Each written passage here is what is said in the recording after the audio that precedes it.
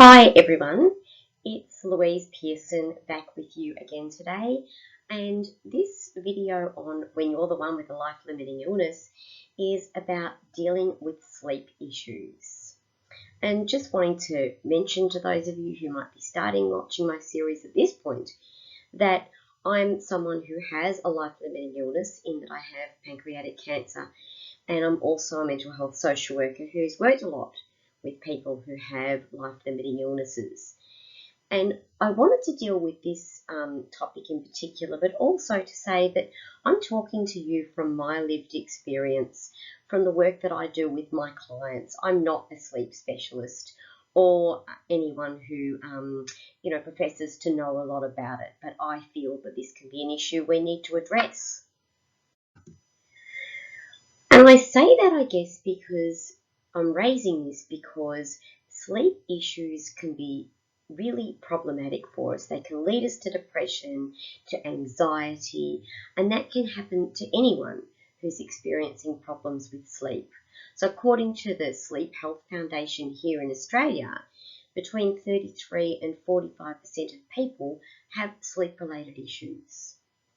And according to the National Cancer Institute in the US, approximately 50% of people with cancer experience sleep problems too. And when we talk about sleep problems, often, I guess the most common one we're thinking about is insomnia. So that's where you're diagnosed as having difficulty falling asleep, you have trouble waking up many times during the night, or waking up so often that it's a problem, and not being able to get back to sleep when you do wake up. Of course, and these issues are for people with cancer, yes, and I'll share some links later. But the point is that these issues can be relevant to anyone with life-limiting illnesses or who just are living their lives and struggling with things on a daily basis. Sleep issues can add to them. For people with life-limiting illnesses, the complications in sleep can also arise from some of the symptoms that you're experiencing. So pain is a big one, and getting on top of that's really important. Also, your treatment regime can impact on how you're able to sleep. And also that one of the symptoms that can be caused is, of course, fatigue, and the treatments can cause that, and that can lead to unusual sleep patterns where people are sort of having lots of daytime sleeps and naps and those sorts of things, and then, wondering why they can't sleep at night. So I guess I think it's very important that you treat your sleep as a serious issue. So there is a lot of information out there to help cope with insomnia. You do a search on sleep problems on YouTube. There is so many, or are so many different sleep meditations, sound types of things, all sorts of things, meant to help you sleep. And I think that that's because it is a big problem for people. So I guess, just looking at things like what you'll hear on those sorts of things or in most videos that talk about sleep, having a good bedtime routine and a good sleep hygiene, I guess, is very important. And what that means is that we go to bed in a quiet, dark space, which is essentially used for either sexual activity or sleep. Now, we used to say everyone needed 8 hours of sleep per day. In reality, what the thinking seems to be currently is that it's about working out what the right amount is for you, but it will usually be somewhere between 6 and 9 hours. Being mindful of not having heavy meals just before bed can be important. And obviously, if you're dealing with an illness like cancer or something that can affect your appetite, you might think that's not going to happen, but it's something worth mentioning. Try some of those guided meditation or peaceful sounds, as I've mentioned. Recently I was looking up podcasts, and there are even those sorts of lots of those sorts of meditations too, so which are just focused on sound. It's amazing what you can buy nowadays, and you can buy headphones that are soft and made out of cloth, and which you can leave on your head at night. I think it's good to be prepared before you go to bed. So, what they do say is to stay away from your phone, stay away from your TVs, because they've got visuals on the screens, they've got things that are going to get you hyped up and away from sleep. So if you can be prepared and load up your headphones or load up, whatever it is you're going to play, ready for when you go to bed. I myself sometimes listen to TED Talks to get me to go to sleep. And I have one ready so that I'm not racing around looking for one, and that wakes me up. If you've got a Google speaker in your room, you can ask it to tell you a story, and it's amazing, it will do that. Sometimes it reads kids' stories, sometimes it reads all sorts of things, but it can be a good distraction. If it's not working, the important thing is to get out of bed.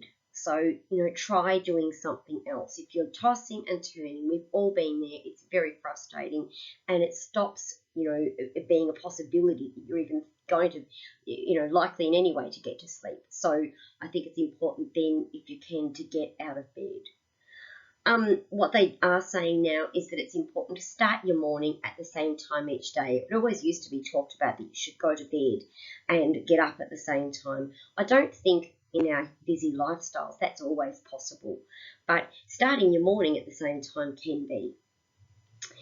Where you can, do some exercise.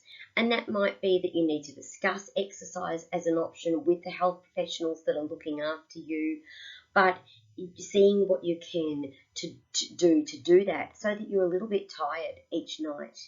And finding a focus for your day can be very important.